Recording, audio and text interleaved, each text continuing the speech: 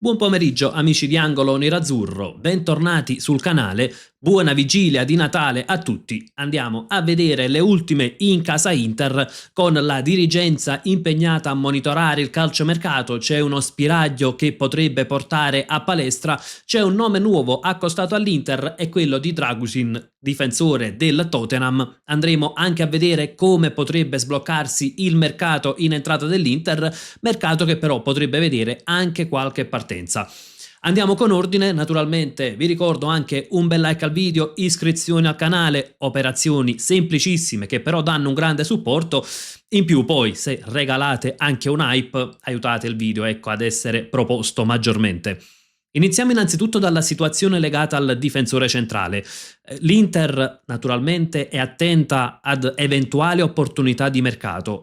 Konate difficilmente sarà un'opportunità perché se si era vociferato nei giorni scorsi, nelle settimane scorse, di una possibilità di prendere un Konate che è a 6 mesi dalla scadenza, ad oggi il difensore sta trattando il rinnovo con Liverpool, tra l'altro si parla di cifre altissime, quindi esce un po' dai radar nerazzurri. Quello che però il difensore che potrebbe invece entrare prepotentemente nei radar dell'Inter è Dragusin, difensore del Tottenham, e Dragusin potrebbe essere un'opportunità di mercato. Innanzitutto Dragusin quando è arrivato a Londra dopo circa 2 mesi aveva trovato comunque spazio nel Tottenham.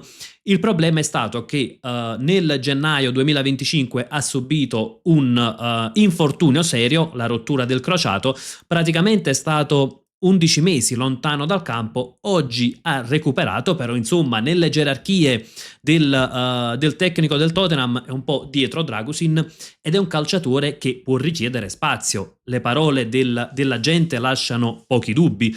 Ecco, la gente dice l'ho visto in un amichevole, sta molto bene, ha giocato 90 minuti, mi ha detto che è pronto, non abbiamo preso alcuna decisione.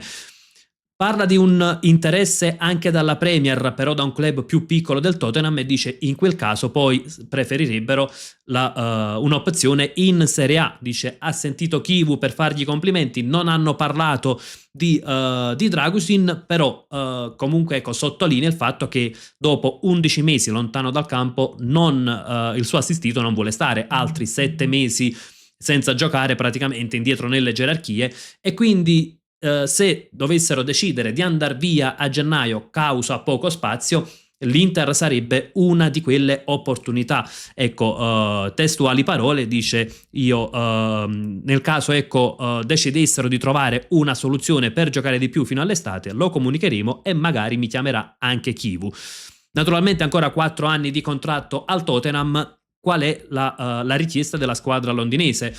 Ha una valutazione intorno ai 30 milioni, quindi comunque valutazione molto importante, soprattutto per il mercato di gennaio. Però il Tottenham potrebbe aprire al prestito con diritto di riscatto e qui cambierebbe completamente la situazione. Tra l'altro negli ultimi giorni si sono interessati Inter, Milan, Napoli al calciatore.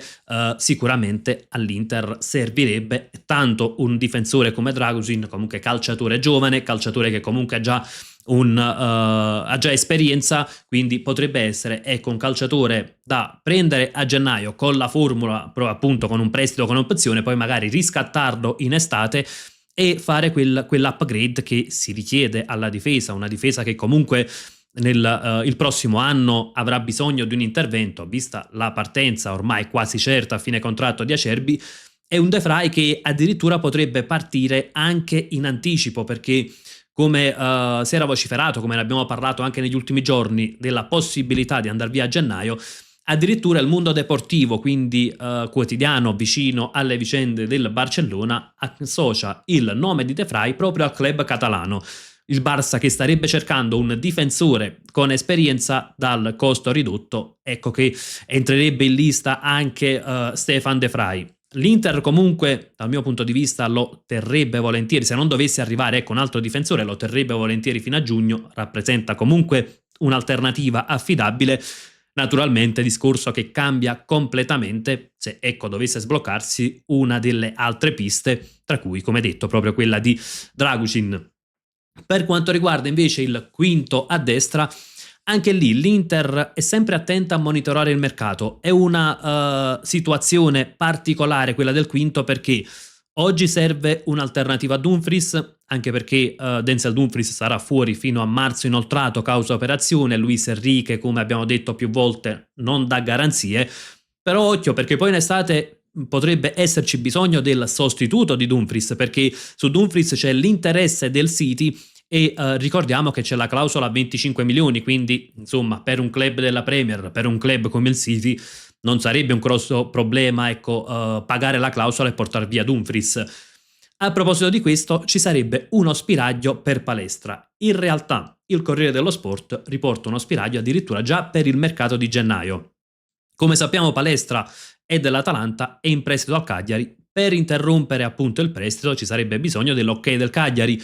Come potrebbe arrivare, secondo il Corriere dello Sport, con i prestiti poi di Brescianini e Daniel Maldini dall'Atalanta al Cagliari. A quel punto l'Atalanta riavrebbe in rosa Palestra e potrebbe poi procedere alla cessione per una cifra tra i 35 e i 40 milioni. Detto questo, secondo me non è una situazione semplicissima a gennaio, per il semplice fatto che Daniel Maldini è la prima alternativa a Lookman praticamente per Palladino, è stato titolare contro il Genoa, con ogni probabilità sarà titolare anche domenica contro di noi e quindi appare ecco, difficile che l'Atalanta possa dare in prestito Daniel Maldini e poi servirebbe comunque trovare un accordo che comunque è a cifre altissime. Ecco, secondo me Palestra potrebbe essere più un discorso per giugno che non per l'immediato. Naturalmente, dovesse effettivamente sbloccarsi la situazione, dovesse aprirsi uno spiraglio, è chiaro che l'Inter dovrà fare determinate valutazioni. Anche perché Norton Caffey sembra non convincere appieno finora. L'eventuale ritorno di Bellanova, paventato dalla Gazzetta dello Sport, anche non convince pienamente l'Inter, ma né tantomeno l'Atalanta, che non considera comunque il calciatore cedibile. E c'è l'altro nome che era stato accostato all'Inter, quello di Belgali del Verona, per il quale ecco, ci sarebbe una difficoltà. A gennaio l'Inter non può prenderlo, o meglio, potrebbe acquistarlo, ma lasciandolo in prestito al Verona fino a giugno. Questo perché per il regolamento FIFA un calciatore non può giocare per più di 2 club nella stessa stagione. Prima di passare al Verona, Belgali aveva giocato col Mechelen, squadra appunto belga, 3 partite ufficiali e quindi in stagione ha già giocato per 2 club, non può giocare per un terzo, quindi eventualmente sarebbe un discorso soltanto valido per l'estate, non arriverebbe a colmare il buco che c'è appunto dietro Luis Enrique e Denzel Dumfries. In questo momento anche qui sembra una situazione comunque quasi da scartare in questo momento, a meno che l'Inter non voglia già opzionarlo per giugno, ma chiaramente non sarebbe con l'innesto di cui avremmo bisogno nel mercato di gennaio. Chiudiamo anche col nome di Hakan Çalhanoğlu e Çalhanoğlu naturalmente, come ben sappiamo, va in scadenza nel 2027.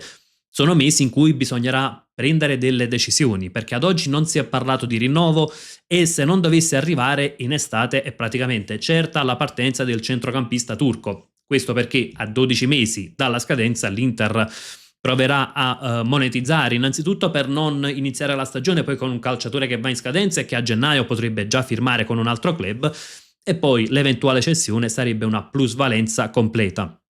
A quel punto ecco che i 15 milioni che erano stati proposti dalla Turchia la scorsa estate potrebbero essere sufficienti nell'estate 2026, vista la scadenza a breve.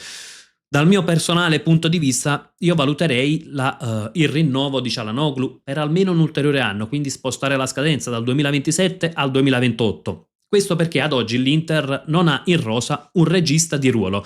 Ha il solo Çalhanoğlu, che è un regista, in realtà non nasce regista, però è stato adattato con grandissimi risultati in questi anni, e quindi ad oggi il regista è solo Çalhanoğlu in rosa. Bisognerebbe cedere Çalhanoğlu in estate e poi andare a prendere un regista titolare, cosa non semplicissima, perché se si va a puntare, sappiamo, ormai li abbiamo capiti quali sono i parametri di OH3, calciatore giovane, costo di 20-25 milioni, ingaggio contenuto, significa che si può prendere un regista che non è ancora affermato, e quindi in quel caso potrebbe essere una buona opzione prendere, identificare, portare a Milano il regista giovane, farlo crescere accanto a Çalhanoğlu, quindi avendo la certezza del centrocampista turco e poi magari ecco l'anno successivo procedere alla cessione di Çalhanoğlu, quindi parleremo eventualmente, secondo la mia idea, per l'estate 2027 e avere invece un regista con un anno già all'Inter, con un anno alle spalle di Çalhanoğlu e che potrebbe essere decisamente più pronto, ecco. Naturalmente tutto poi dipende anche dalla volontà di Çalhanoğlu stesso, però in questi mesi è stato un calciatore importantissimo, sebbene abbia avuto qualche problemino dal punto di vista fisico, però insomma un calciatore estremamente importante per la nostra Inter, un calciatore difficile da sostituire, almeno ad oggi. Naturalmente non escluso che l'Inter voglia provare a cambiare completamente per caratteristiche il centrocampo, magari sostituire Çalhanoğlu con un calciatore più fisico, con un calciatore alla Koné, e allora ovviamente il discorso potrebbe cambiare, attenendoci a ciò che ha fatto vedere il campo tatticamente fino ad oggi. La sostituzione di Çalhanoğlu non è un qualcosa di semplicissimo. Ragazzi, fatemi sapere anche la vostra nei commenti, quindi sul nome di Dragusin, sul quinto a destra. Ecco, si sono fatti tantissimi nomi, ad oggi però sembra che non ci sia stata una vera accelerata praticamente per nessuno dei nomi citati. Uno spiraglio per Palestra ci auguriamo che possa diventare molto più di uno spiraglio, almeno io personalmente me lo auguro. Fatemi sapere anche la vostra nei commenti, io vi saluto, naturalmente auguro a tutti voi e alle vostre famiglie un sereno e felice Natale e naturalmente come sempre vi lascio con un gran bel Forza Inter!